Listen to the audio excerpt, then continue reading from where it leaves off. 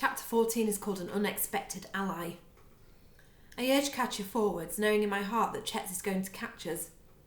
Kat is slowing even more, and I have to push her from behind. We're close to the lake, but we're not going to get there. I hear a shout.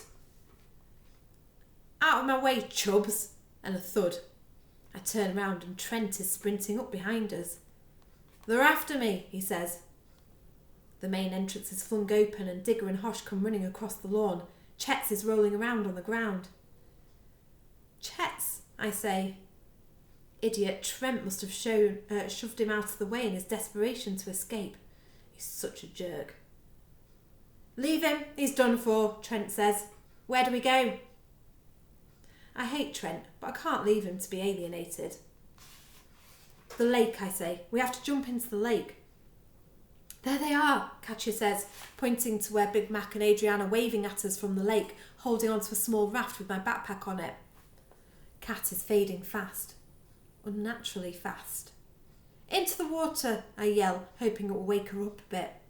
We leap in, Katya, Trent and me, and make for the others. Then we swim for our lives, pushing the raft in front of us. When I turn around, I see Chet's, Hosh and Digger standing on the pier, with all the worker bug eyes behind them. They're not attempting to follow, which worries me as much as it cheers me. We pull ourselves out of the water. Adrian throws the backpack over her shoulders, and Big Mac and I hold up Kat, half carrying her into the trees. Chet's, Mac says. I shake my head. Chet's is one of them, Trent says.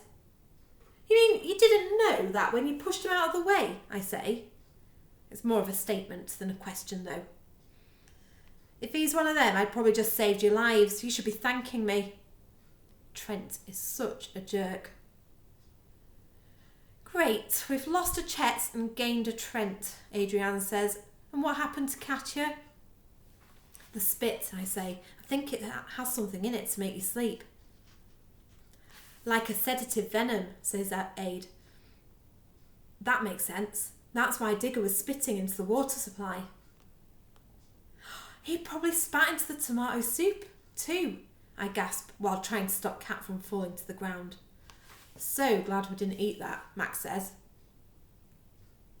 Where are we going now? Trent asks. I found a place. We'll have to circle back behind the building. We should be safe there for a while. Max stops for a moment. Wait a sec. Are we ditching Kat? Trent says. She's holding us back, and if she's going to fall asleep and turn into a bug eye, we don't want her near us anyway. We are not ditching Katya. I turn on him. If you want to stick with us, Trent, you'd better stop being such a dirtbag. Chill out, Fangy. Just saying what everyone else was thinking.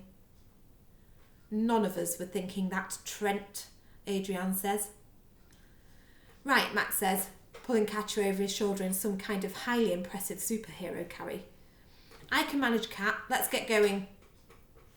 Still with us, Kat, I say. She gives me a sleepy thumbs up. If we can get her to base camp before she goes out, we might be able to save her. We move out. The new base camp that Mac has picked out is closer to the building, but I'm thinking that could be a good thing because they won't think to look for us there. There's another hollowed out bush, a bit thorny on the outside, so we can't get in without being scratched, but it feels safe on the inside. What can we do? Adrian says, taking off the backpack. I grab the bag and unzip it, pulling out an oxygen tank which has a breathing mask attached to it by a tube. Put this over her mouth and nose, I say, and we secure it to her face, making sure the seal is tight to her skin just as she stops responding. I turn the valve on the neck of the tank and hear the oxygen hissing up the tube and into the mask. Lance, you're a genius, Adrian says. If she's breathing pure oxygen, none of the spores should be able to get in.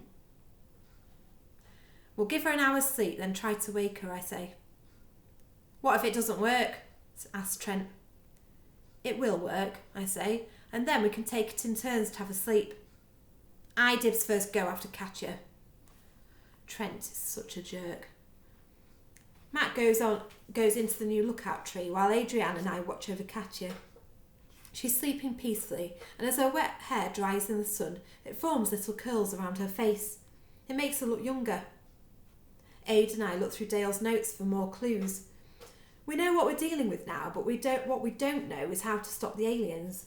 And as Chet's is one of them, I'm desperate to find a way of turning him back. What happened in the dining hall, I ask. Trent talks through a mouthful of biscuit. It was fine. We were having a laugh, chilling out. We were going to settle down for some sleep, but then we heard you over the speaker. We thought it wouldn't be a biggie staying awake, but it got harder and harder. And then Miss Hosh started playing that music, and tiredness just took over. I was alright, because obviously I'm beast. Adrian snorts. But the others were struggling. Imran and Isla fell asleep first.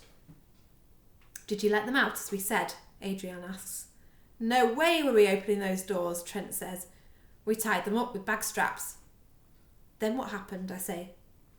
They went mental, he shrugs. And we suddenly heard loads of noise coming from outside the dining hall. All the other bug eyes were going at the doors with axes and hammers. They broke in and started rounding everyone up. I escaped. Of course you did. Adrian rolls her eyes. What about the others, I say. Dunno, didn't stop to look. Every man for himself. He stuffs another biscuit in his mouth.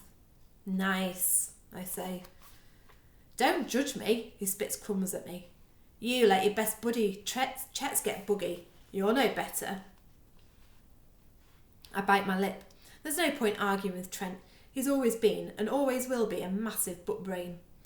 But I'm angry with myself too, because a little part of me knows there's some truth in what he's saying. It's my fault Chet's became a bug eye, and I have to fix it. It's been an hour, Adrian says. Shall we wake her? It's just Katya, not Sleeping Beauty. Trent snorts, which just goes to show how stupid he is. Mac, I call through the branches, we're going to wake her. Come down and get your stuff together just in case. We pack up all of our gear, tie our laces and put our bags on our backs. Ready, I say. They nod. I kneel on the floor beside Kat and tap her gently on the arm. Katya? She doesn't respond. I shake her shoulder, but not too hard, and say her name again. I think one of her eyelids moves a teeny tiny bit, but I can't be sure. Kat, I'm so sorry, but it's time to wake up. This time I tap her arm with one hand and shake her shoulder with the other. Oh, for God's sake, Trent says. Then he puts his face next to Katya's ear and screams, ah! Kat sits bolt upright and gasps, the mask coming loose from her face. Her eyes open. They're the colour of a mystical lagoon where dolphins leap majestically and mermaids comb their hair. Katya, you're all right, Adrian squeaks and hugs her. What happened? Kat says, squinting around at all of us. You took a hit in the arm, I say. Chet spit. We think the hunter's spit contains a strong sedative, says Aid. Katya puts her hands to her face. I fell asleep. But Lance got an oxygen mask on you first, so you didn't breathe in the spores, says Mac. So I'm okay.